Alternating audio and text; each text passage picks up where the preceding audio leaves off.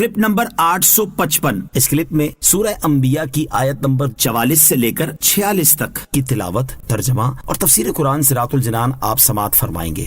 بسم اللہ الرحمن الرحیم۔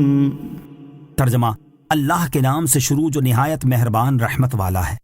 بل متعنا هؤلاء وآباءهم حتى طال عليهم العمر افلا يرون أنا نأتي الأرض ننقصها من أطرافها افہم الغالبون۔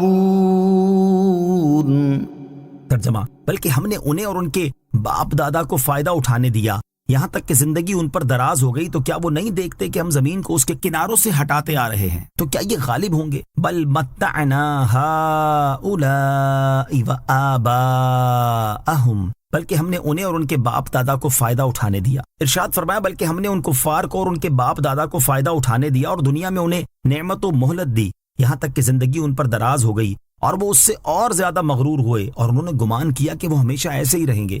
تو کیا وہ نہیں دیکھتے کہ ہم کفرستان کی زمین کو اس کے کناروں سے گھٹاتے آ رہے ہیں اور روز بروز مسلمانوں کو اس پر تسلط دے رہے ہیں، اور ایک شہر کے بعد دوسرا شہر فتح ہوتا چلا آ رہا ہے، حدود اسلام بڑھ رہی ہے اور کفر کی سرزمین گھٹتی چلی آتی ہے، اور مکہ مکرمہ کے قریبی علاقوں پر مسلمانوں کا تسلط ہوتا جا رہا ہے؟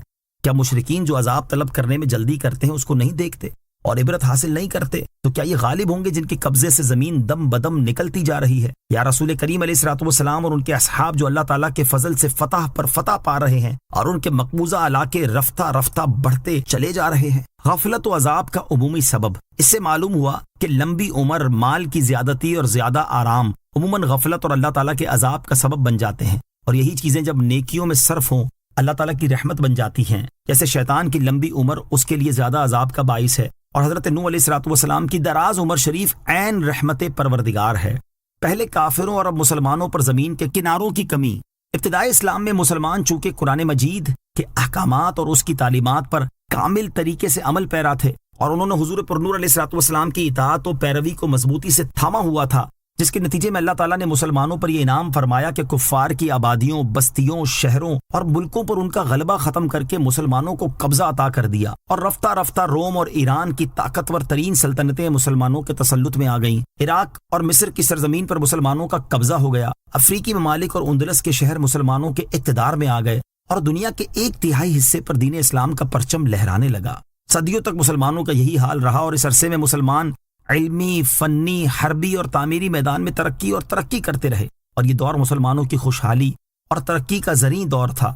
پھر جب مسلمان قرآن مجید کے احکامات اور اس کی تعلیمات پر عمل سے دور ہونے لگے اور حضور اقدس علیہ الصلوۃ والسلام کی اطاعت و فرمانبرداری سے روح گردانی شروع کر دی، عیش و عشرت کی بزم گرم کرنے اور رقص و سرور کی محفل سجانے لگ گئے، ایک دوسرے سے اقتدار چھیننے میں مصروف ہوئے، اور اقتدار کے حصول کی خاطر اسلام کے دشمنوں کو اپنا مددگار بنانے اور ان سے مدد حاصل کرنے لگ گئے، تو اس کا انجام یہ ہوا کہ ان کی ملی وحدت پارا پارا ہونا شروع ہو گئی، اور آہستہ آہستہ مسلمانوں کے مفتوحہ علاقے کفار کے قبضے میں آنے لگ گئے، اسلامی سلطنت کی حدود سمٹنے لگ گئی، اور اب دنیا بھر میں مسلمانوں کا جو حال ہے وہ سب کے سامنے ہے۔ اگر آج بھی مسلمان اپنے ماضی سے سبق نہ سیکھیں گے تو کوئی بعید نہیں کہ مسلمانوں کا رہا سہا غلبہ و اقتدار بھی ان سے چھن جائے۔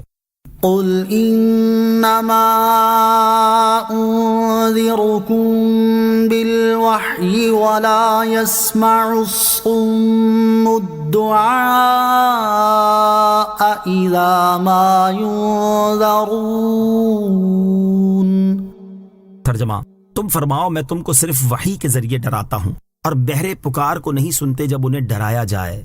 قل، تم فرماؤ، یعنی اے حبیب صلی اللہ علیہ وسلم آپ ان کافروں سے فرما دیں کہ میرا کام یہ ہے کہ قرآن مجید میں میری طرف جو وحی کی جاتی ہے اس کے ذریعے میں تمہیں اس عذاب سے ڈراؤں جس کے آنے کی تم جلدی مچا رہے ہو۔ عذاب کو لانا میرا کام نہیں۔ آیت کے آخر میں کافروں کے متعلق فرمایا کہ جیسے بہروں کو کسی خطرے میں آواز دی جائے تو انہیں یہ آواز فائدہ نہیں دیتی، کیونکہ ان میں کسی کی آواز سے نفع اٹھانے کی صلاحیت نہیں ہے۔ اسی طرح کفار کی حالت ہے کہ انہیں عذاب کی وعیدیں فائدہ نہیں دیتی، کیونکہ انہوں نے ہدایت کی بات سننے سے خود کو بہرا کیا ہوا ہے۔ آیت قل انما انذرکم بالوحی سے معلوم ہونے والے مسائل۔ اس آیت سے 2 مسئلے معلوم ہوئے۔ نمبر 1، پیغمبر پر احکام سنا دینا لازم ہے، دل میں اتارنا لازم نہیں کہ یہ خدا کا کام ہے۔ نمبر 2، جو واز سے نفع حاصل نہ کرے وہ بہرا ہے، یعنی دل کا بہرا ہے، اگرچہ بظاہر اس میں سننے کی قوت موجود ہو۔ وَلَئِن مَسَّتْهُمْ نَفْحَةٌ مِّنْ عَذَابِ رَبِّكَ لَيَقُولُنَّ يَا وَيْلَنَا إِنَّا كُنَّا ظَالِمِينَ۔ ترجمہ، اور اگر انہیں تمہارے رب کے عذاب کی ہوا چھو جائے تو ضرور کہیں گے ہائے ہماری خرابی، بے شک ہم ظالم تھے۔ وَلَئِن مَسَّتْهُمْ، اور اگر انہیں چھو جائے۔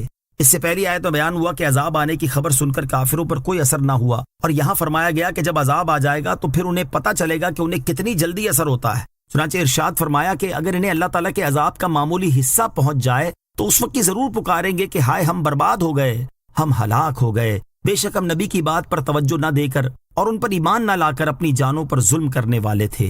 غفلت و بدبختی کا شکار لوگوں کا حال۔ علامہ اسماعیل حقی رحمۃ اللہ تعالی علیہ فرماتے ہیں، اس آیت میں اس بات کی طرف اشارہ ہے کہ غفلت و بدبختی کا شکار لوگ دنیا میں انبیاء کرام علیہ الصلوۃ والسلام کی تنبیہ اور اولیاء کرام رحمۃ اللہ تعالی علیہم کے واعظ سے نصیحت حاصل نہیں کرتے، یہاں تک کہ موت کے بعد انہیں اللہ تعالیٰ کے عذاب کے آثار میں سے کوئی اثر پہنچے، کیونکہ ابھی لوگ سو رہے ہیں اور جب انہیں موت آئے گی تو یہ بیدار ہو جائیں گے، پھر یہ اپنے گناہوں کا اعتراف کریں گے اور اپنی جانوں پر ظلم کرنے کی وجہ سے ہائے بربادی، ہائے ہلاکت پکاریں گے۔ لہٰذا ہر مسلمان کو چاہیے کہ وہ اللہ تعالیٰ کے عذاب اور اس کی ناراضی کے اسباب سے بچے اور رحمت و نجات کے دروازے کی طرف آئے، اللہ تعالیٰ کی اطاعت اور پرہیزگاری کا راستہ اختیار کرے اور نفسانی خواہشات کو پورا کرنے سے بچے۔ صلو علی الحبیب صلی اللہ تعالی علی محمد صلی اللہ تعالی علیہ وسلم۔